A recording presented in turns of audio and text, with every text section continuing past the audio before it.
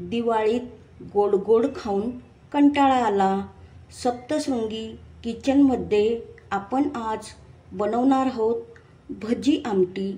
कांदा, खोबरे, शेंगदाणे कुठलंही वाटण न घालता अगदी दाटसर रस्सा असणारी, झणझणीत तोंडाला चव आणणारी भजी आमटी आता करूयात.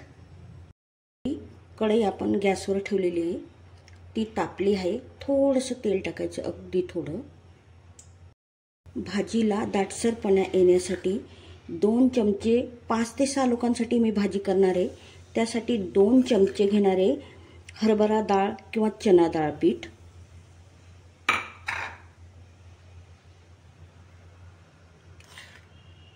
2 चमचे बाजरीचं पीठ. बाजरीच्या पिठाऐवजी तुम्ही ज्वारीचं पीठ टाकलं तरीही चालतं. आणि आपण हे पीठ अगदी छान खरपूस मंद आचेवर भाजून घ्यायचंय. वाटण करायला वेळ नाही, अचानक पाहुणे आले तर असं पीठ भाजून आपण आमटी बनवू शकतो. तुमच्याकडे चण्याचं पीठ असेल आणि 2 चमचे तुम्ही ज्वारीचं घ्या, बाजरीचं घ्या तरी चालेल, पण चण्याचं पीठ आवश्यक आहे. पीठ भाजून घ्यायचंय. असं प्लेन करण्याचा प्रयत्न करायचा आहे, जेवढं प्लेन होईल तेवढं, पण असं खरपूस पीठ भाजायचं मंद आचेवर. आता असं मंद आचेवर या पद्धतीने असं प्लेन पीठ करत राहायचंय आणि भाजून घ्यायचं. खरपूस भाजायचंय म्हणजे आमटीला चव खूप छान येते. आणि ज्यांना कांदा, खोबरं चालत नाही, शेंगदाणे चालत नाही, त्यांच्यासाठी ही आमटी अतिशय छान आहे. पीठ खरपूस भाजून झालं आहे. आता आपण काढून घेऊया.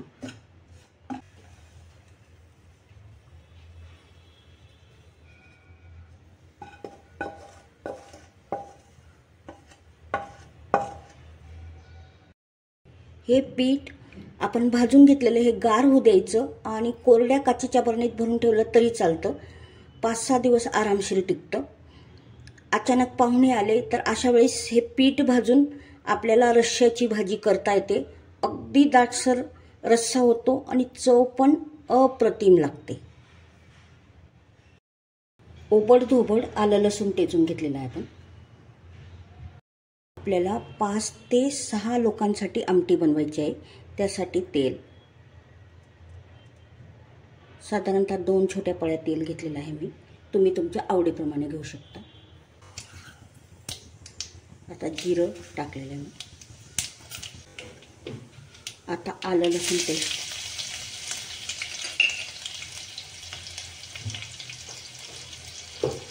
आपला पीठ भाजल्याचा चमचा.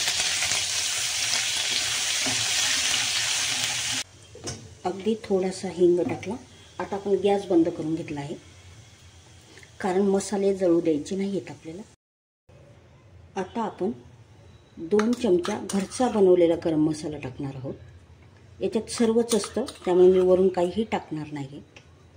1 चमचा संकेश्वरी आणि बेडगी मिक्स मिरची बनवलेली असते घरी, ती टाकलेली आहे. मसाल्यांचं प्रमाण तुम्ही कमी जास्त करू शकता. या पद्धतीने असा मिक्स मसाला करायचा आहे.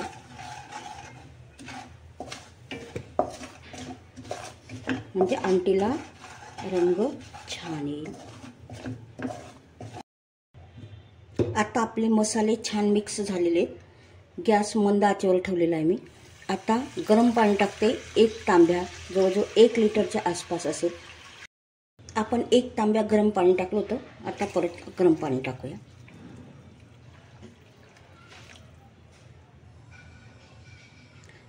जवळजवळ 2 लिटर असं गरम पाणी टाकलेलं मी.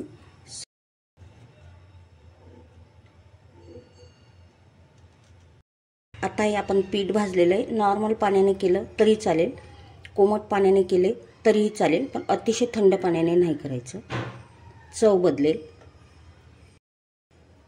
थोडं थोडं पाणी टाकून भिजवत राहायचं.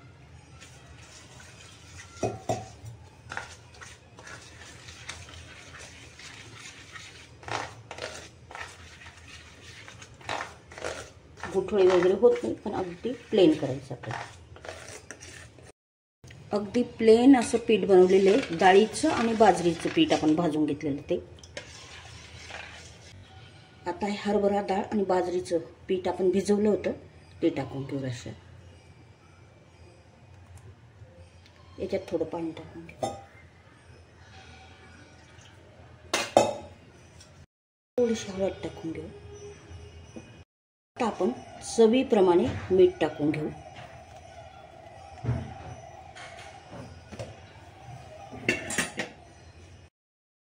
चवीप्रमाणे आपण मीठ टाकलेलं आहे. बघू शकतात आता आमटीला उकळ यायला लागलेली आहे. आता ह्या आमटीला दाटसरपणा येण्यासाठी 10 ते 15 मिनिटं आपण मंद आचेवर उकळू द्यायचं आहे. मंद आचेवर ठेवत असताना झाकण या पद्धतीने ठेवायचं आहे, पूर्ण झाकण लावायचं नाही. आता आपली आमटी उकळत आहे.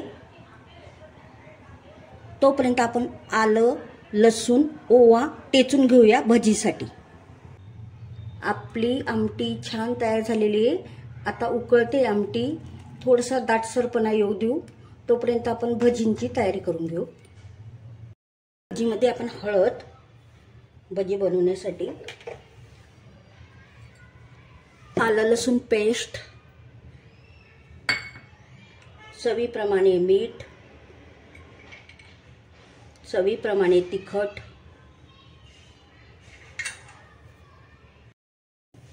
आता आपण थोडं थोडं पाणी टाकून मिक्स करून घेणार आहोत.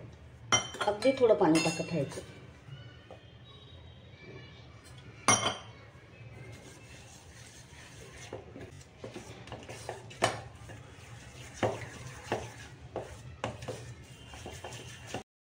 ह्या भजी आमटी करण्यासाठी ह्या भजीच्या पिठात सोडा टाकायचा नाही, नाहीतर भजे आमटीत विरघळतील. थोडं उकळलेलं तेल टाकून घेऊया आपण नंतर. भजे बनवण्यासाठी केलेल्या पिठामध्ये थोडी कोथिंबीर टाकून घेतली आहे. आपलं भजींचं पीठ मुरेपर्यंत आपण गरमागरम भात लावून घेऊ. कुकरला भात लावून घेऊ आपण. 1 वाटीचा भात लावलेला आहे. आता आपण कढईत तेल तापायला ठेवलंय भजी काढण्यासाठी. तापलेलं आहे. आपण भजीच्या पिठामध्ये सोडा टाकलेला नाही. थोडंसं या पिठात हे गरम तेल टाकून घेऊ, म्हणजे भजी छान होईल.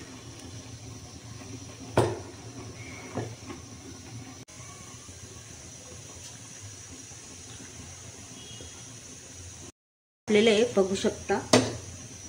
आपण आता छोटे छोटे भजी काढून घेऊ.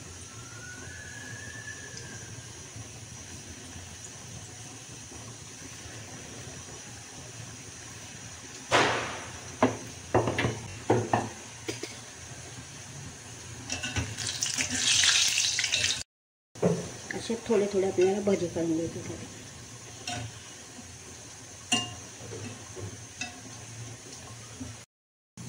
हे बघा, या पद्धतीने आपण आता भजी काढून घेऊ.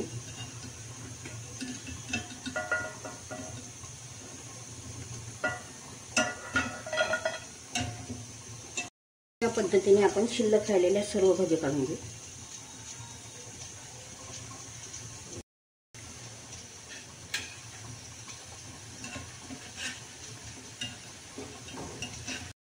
आता भज्या छान तळून झालेल्या आहेत. आपण याही भज्या काढून घेऊ.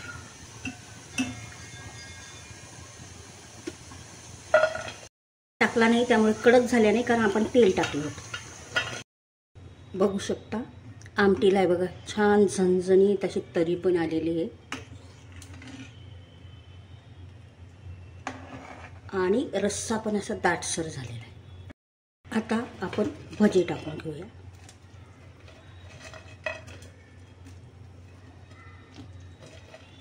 भज्यांमध्ये सोडा नाही त्यामुळे विरघळणार नाही.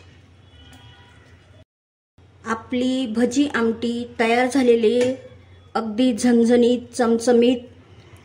अचानक पाहुणे आले, कुठलंही वाटण न वाटता अगदी दाटसर भाजी झालेली बघा. कुठलंही वाटण वाटलेलं नाही आपण, आणि अप्रतिम चव लागते. ही भजी आमटी आवडल्यास सप्तशृंगी किचनला लाईक शेअर सबस्क्राईब करा.